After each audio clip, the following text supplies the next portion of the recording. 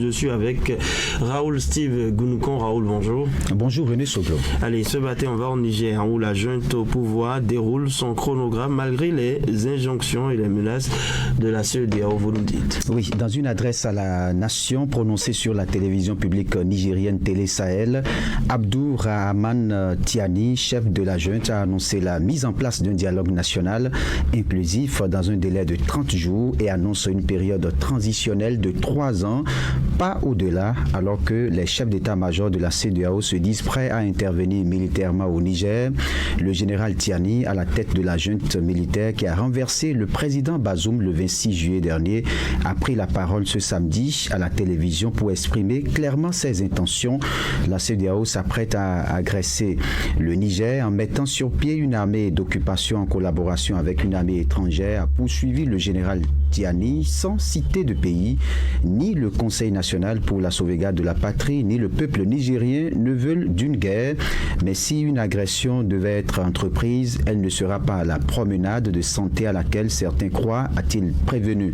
Les forces de défense nigériennes ne se déroberont pas, soutenues par le Burkina Faso, le Mali et la Guinée, a-t-il dit. Notre ambition n'est pas de confisquer le pouvoir, a-t-il également promis. Alors, la junte veut déjà tourner la page Bazoum. Voilà, la junte veut tourner la page Bazoum. Le gouvernement est déjà instruit pour convoquer justement ce dialogue national inclusif qui va réunir toutes les forces vives de la nation dans un délai de 30 jours, comme je le disais tantôt. L'objectif est de formuler des propositions concrètes en vue de poser les fondements d'une nouvelle vie constitutionnelle. La transition ne saurait aller au-delà de 3 ans, a-t-il assuré. En présentant sa feuille de route, le général Tiani cherche à tout prix à tourner la page Mohamed Bazoum. C'est pourquoi il se dit prêt au dialogue et peut donc faire des concessions pourvu qu'on le laisse occuper un moment le fauteuil présidentiel. En échange, il pourrait libérer le président renversé. Lui qui, selon ses proches, est dans une maison sans électricité. Donc, vous comprenez que le discours du chef de la junte nigérienne a pour but de galvaniser ses partisans et les indécis. Il s'adresse également dans son discours au monde extérieur.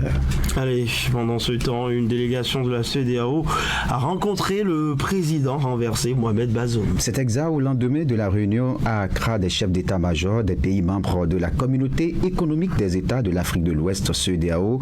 Une délégation de l'institution sous-régionale est arrivée ce samedi à Niamey.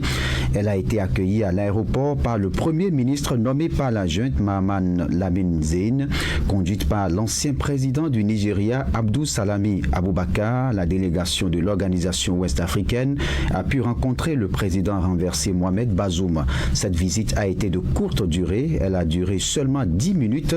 Il n'y a pas eu beaucoup d'échanges. Les émissaires de l'organisation sous-régionale étaient venus voir les conditions dans lesquelles est détenu le président renversé. Mohamed Bazoum vit dans le noir, sans électricité, et qui lui a été coupé. Il ne peut pas sortir. Il est séquestré.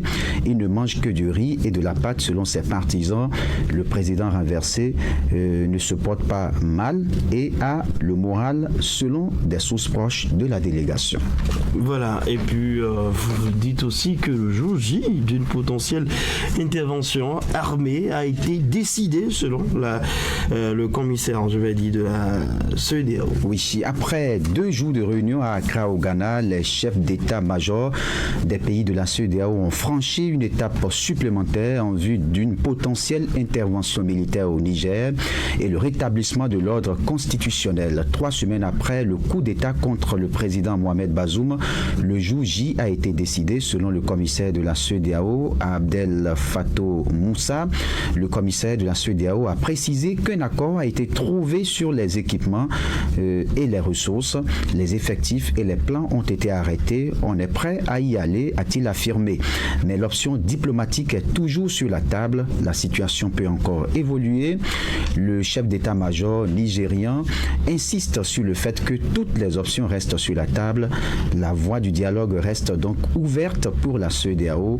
Nous ne déclarons pas la guerre au Niger, a ajouté plusieurs reprises le commissaire aux affaires publiques de la CEDEAO, CEDEAO, il y a toujours une possibilité de dialogue, a-t-il assuré. Merci à vous, Raoul Steve. Vous nous constatez l'essentiel, à savoir ce matin sur la crise au Niger. On va enchaîner avec la une des journaux. Nous sommes lundi, plusieurs publications. Vous avez déjà eu, bien évidemment,